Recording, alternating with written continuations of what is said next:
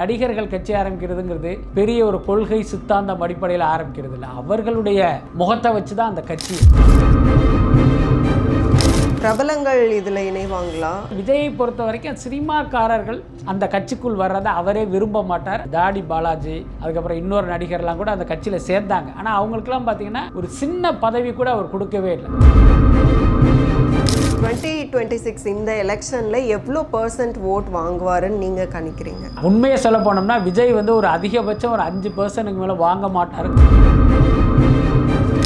ADMK DMK இந்த கூட்டணியோட வாக்குகளை எந்த கணிசமாக பிரிப்பாரா இல்லை ஓரளவுக்கு தான் பிரிக்க வாய்ப்பு இருக்கா? திமுக அதிருப்தி வாக்குகள் அப்படிங்கிறது நியாயமாக அதிமுகவுக்கு மட்டுமே தான் போயிருக்கணும். ஆனால் இப்போ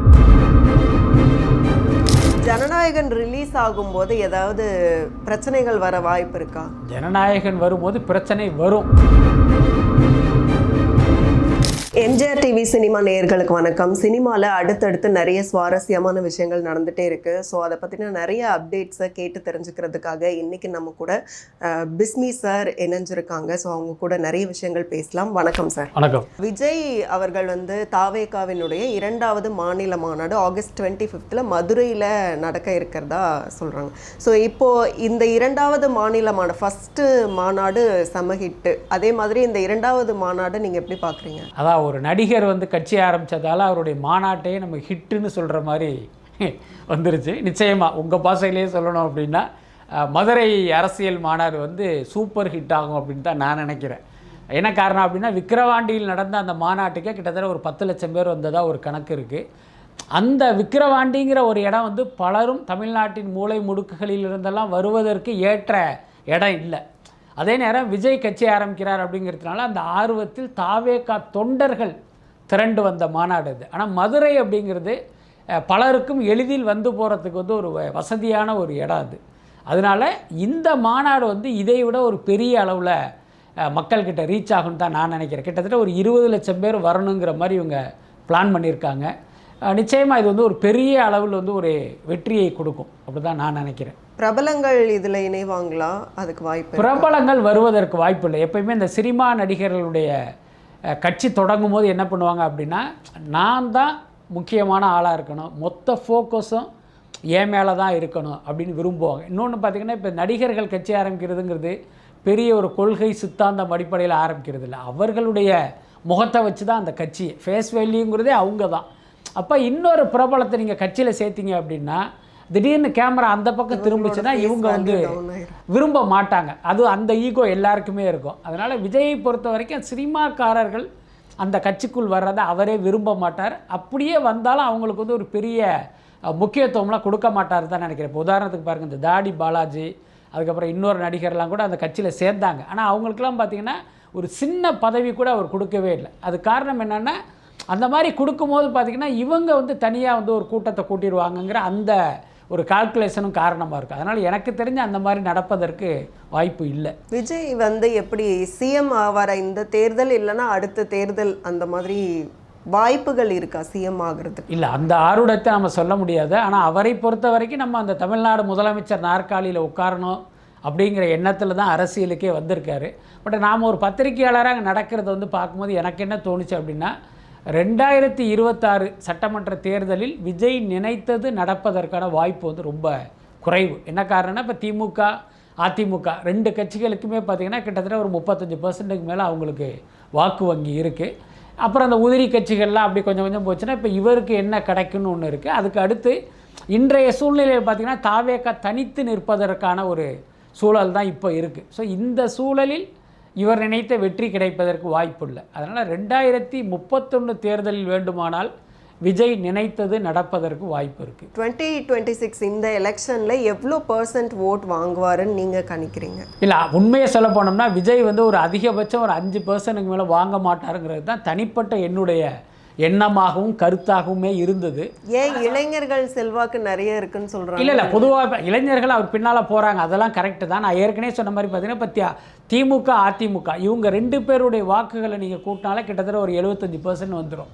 அதுக்கு மேலே மற்ற கட்சிகளுடைய பர்சன்டேஜ் எல்லாம் கழிச்சோம்னா கிட்டத்தட்ட இவ்வளவு தான் வரும்னு நான் நினச்சேன். ஆனால் அதுக்கப்புறம் விஜய் அரசியலுக்கு வந்த பிறகு சில விஷயங்கள்லாம் நடந்தது. முக்கியமாக தமிழ்நாடு உளவுத்துறை ஒரு சர்வே பண்ணியிருக்காங்க. அதில் விஜய்க்கு வந்து ஒரு டபுள் டிஜிட்டில் வாக்குகள் கிடைக்குங்கிற மாதிரி ஒரு ரிப்போர்ட் போயிருக்கு. அதுக்கப்புறமா தான் திமுகவே வந்து விஜயை வந்து ரொம்ப சீரியஸாக பார்க்க ஆரம்பித்தாங்க. அதுக்கு முன்னே உங்களுக்கு ஞாபகம் இருக்குன்னு நினைக்கிறேன், விஜய் பற்றி கேட்குறாங்க உதயநிதிக்கிட்ட, அவர் நான் சினிமா செய்தியெல்லாம் படிக்கிறது இல்லைன்னு சொன்னார். ஸோ அந்த அளவுக்கு வந்து இவங்களையெல்லாம் ஒரு ஜஸ்ட் லைக் தட்டுன்னு தான் அவங்க டீல் பண்ணாங்க. இந்த ரிப்போர்ட்டுக்கு பிறகு தான் திமுக வந்து விஜயை வந்து ரொம்ப சீரியஸாக பார்க்க ஆரம்பித்து தங்களுடைய காம்படிட்டராகவே அவங்க பார்க்க ஆரம்பித்தாங்க.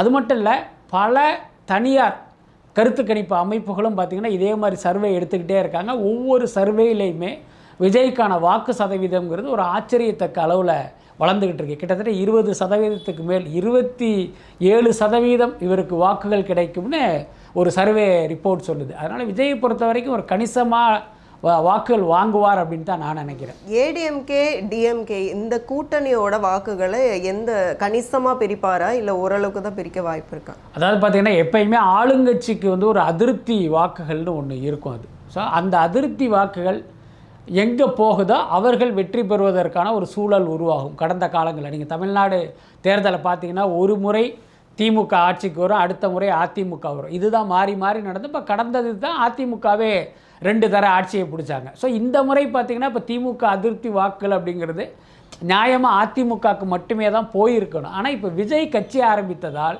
அந்த அதிருப்தி வாக்குகள் அப்படிங்கிறது பார்த்திங்கன்னா டிவைட் ஆகி விஜய் பக்கம் வருவதற்கு தான் அதிக வாய்ப்பு இருக்குது. இன்னொன்று, அதிமுக கூட இன்றைக்கி பாஜகவும் போயிடுச்சு. அதனால் என்னுடைய கணிப்பு, மக்கள் இந்த முறை அதிமுக கூட்டணிக்கு ஒரு படுதோல்வியை பரிசாக கொடுப்பாங்க அப்படின்னு தான் நான் நினைக்கிறேன். இன்னொரு பக்கம் பாஜக மேலே தமிழ்நாட்டு மக்களுக்கு வந்து ஒரு மிகப்பெரிய கோபமும் அதிருப்தியும் இருக்குது.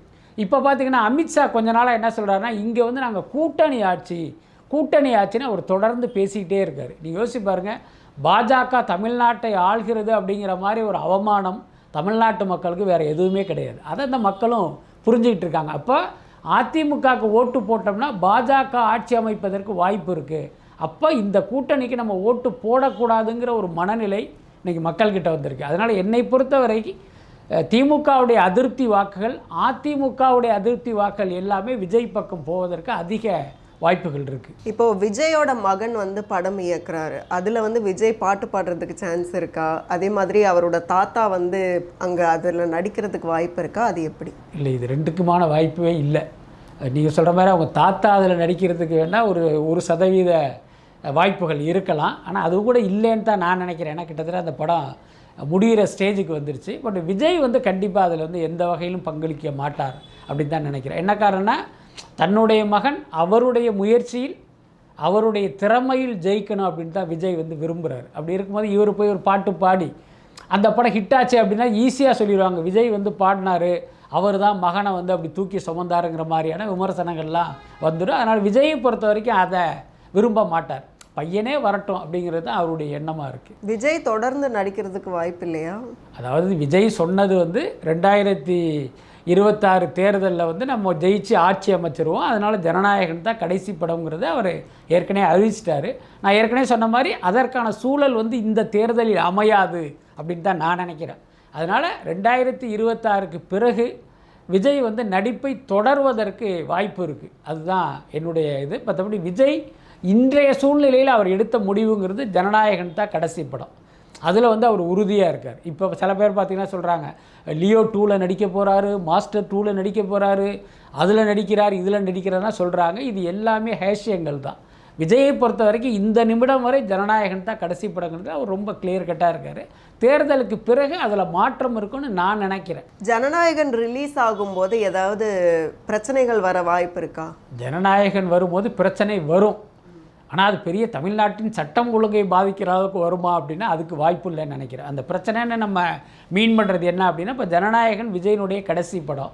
இப்போ அந்த படம் வந்து நிச்சயமாக வந்து ஒரு மிகப்பெரிய வெற்றி அடையும், அதில் மாற்றமே கிடையாது. ஏன்னா வழக்கமாக விஜய் படங்கிறது வந்து ஒவ்வொரு படமே வசூலில் வந்து ஒரு பெஞ்ச்மார்க் கிரியேட் பண்ணும். அப்போ ஜனநாயகன் இவருடைய கடைசி படம், ப்ளஸ் இப்போ அரசியல் கட்சி வர தொடங்கிட்டார் அப்படிங்கும்போது நிச்சயமாக ஒரு பெரிய ஹைப் இருக்கும். அதுவும் அரசியல் படம் தானே? கண்டிப்பாக அதில் அரசியலும் இருக்குது. அது ஒரு மசாலா படம், அது அதே நேரம் அதுக்குள்ளார அரசியலும் இருக்குது. அதனால் கண்டிப்பாக அந்த படம் ஒரு பெரிய வெற்றி அடையும். ஆனால் திமுக என்ன நினைக்கும் அப்படின்னா, அப்படி ஒரு வெற்றி வந்து விஜய்க்கு கிடச்சிடக்கூடாது. ஜனநாயகன் படத்தை ஒரு தோல்வி படமாக்கணும். அப்படி ஆக்கினா தான் சினிமாவில் மார்க்கெட் இல்லாததுனால இவர் அரசியலுக்கு வந்தாருன்னு ஒரு பிரச்சாரத்தை இவங்களால் முன்னெடுக்க முடியும். ஸோ அப்படி ஒரு அட்டெம்ப்ட் வந்து அவங்க பண்ணுவாங்க. அதை எப்படி பண்ண முடியும் அப்படின்னா, அந்த படம் ரிலீஸ் ஆகிற அதே நாளில் இப்போ இவர்கள் பராசக்தி படத்தை வந்து ரிலீஸ் பண்ண போகிறாங்க. அப்போ என்னாகும், ஒரு 1000 தியேட்டரில் ரிலீஸ் ஆகிற ஜனநாயகன் படத்தை 500 தியேட்டரில் ரிலீஸ் பண்ணுற மாதிரி ஒரு வேலையை இவங்களால் பார்க்க முடியும். அப்போ அந்த முதல் நாள் வசூல் சாதனை, எப்பயுமே விஜய் படம் முதல் நாள் பார்த்திங்கன்னா ஒரு பெரிய தொகையை வந்து வசூல் பண்ணும். அந்த சாதனையை இந்த படம் செய்யாத மாதிரி வந்து இவங்க ஒரு வேலையை பண்ணுவாங்க. இன்னொரு பக்கம் என்ன பண்ணுவாங்கன்னா, பெரிய ஸ்க்ரீன்லாம் இந்த படத்துக்கு கிடைக்கக்கூடாது அப்படிங்கிற ஒரு முயற்சியும் பண்ணுவாங்க. பட் இந்த மாதிரியான இடையூறுகள்லாம் இருக்கும். பட் அதையும் தாண்டி அந்த படம் வந்து ஒரு வசூல் சாதனை படைக்கும். அப்படி தான் நான் நினைக்கிறேன். ஜனநாயகனில் வேறு சர்ப்ரைஸ் ஏதாச்சும் இருக்குமா? சர்ப்ரைஸ் கிடையாது. அது பகவந்த் கேசரிங்கிற ஒரு தெலுங்கு மசாலா படத்தினுடைய ரீமேக், அது அவ்வளவுதான். அதே நேரம் பார்த்திங்கன்னா ரீமேக் படம் பண்ணாலும் அதில் தன்னுடைய தனித்தன்மையையும் காட்டுறது தான் ஹெச் வினோத்துடைய வழக்கம். ஸோ அந்த அடிப்படையில் இன்னொன்று அவருக்கு வந்து இங்கே இருக்கிற அரசியலும் சமூக அரசியலும் வந்து ரொம்ப ரொம்ப பரிச்சயம் அவருக்கு. அதனால் அது அவருடைய பார்வையும் இந்த படத்தில் இருக்குங்கிறதுனால இந்த படம் நிச்சயமாக ஒரு சர்ப்ரைஸ் உள்ள படமாக இருக்கும். விஜய் வந்து அதிக அளவில் செய்தியாளர் சந்திப்பை நடத்துறது இல்லை, ஸோ நிறைய கேள்விகளுக்கு பதிலெலாம் சொல்கிறது இல்லைன்னா ஒரு விமர்சனம் வருது. ஸோ அப்படி இருக்கும்போது அரசியலில் மிகப்பெரிய அளவில் வெற்றி வாய்ப்பு அவருக்கு இருக்குன்னு சொல்ல முடியுமா? இல்லை, அதாவது அரசியலில் கிடைக்கிற வெற்றி வாய்ப்புக்கும் பத்திரிகையாளர்களை சந்திப்பதற்கு எந்த சம்பந்தமும் இல்லை, அப்படி தான் நான் நினைக்கிறேன். அதுக்கு பெரிய உதாரணம் நரேந்திர மோடி. ஏன்னா கிட்டத்தட்ட 10 வருஷத்துக்கு மேலே வந்து அவர் பிஎம்மாக இருக்கார். இன்னும் சொல்லப்போனால் மீடியாவை கண்டு ஐயோ நீங்களான்ட்டு அப்படி தெரிச்சு ஓடினதெல்லாம் நம்ம பார்த்தோம்.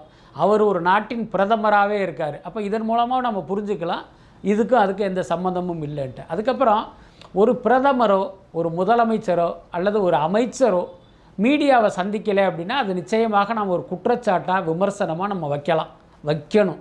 ஏன்னா நீங்கள் மீடியாவை சந்திக்க வேண்டியது உங்களுடைய கடமை. ஆனால் ஒரு அரசியல் கட்சியின் தலைவர் மீடியாவை சந்திக்கணும்னு அவசியம் இல்லை. அவர் மக்களுக்கு என்ன சொல்லணும்னு நினைக்கிறாரோ அதை ஒரு அறிக்கையாக வெளியிட்டால் அடுத்த நிமிஷம் ஒட்டுமொத்த ஊடகங்களும் அதை செய்தியாக போட போகிறாங்க. இல்லைன்னா அவருடைய சமூக ஊடக பக்கத்தில் ஒரு ட்விட்டரில் ஒரு 4 வரி போட்டார்னா அதை வந்து மற்ற ஊடகங்களில் வந்து ஒரு நியூஸாக கேரி பண்ண போகிறாங்க. அப்படி இருக்கும்போது ஏன் வந்து ஊடகங்களை சந்திக்கணும்?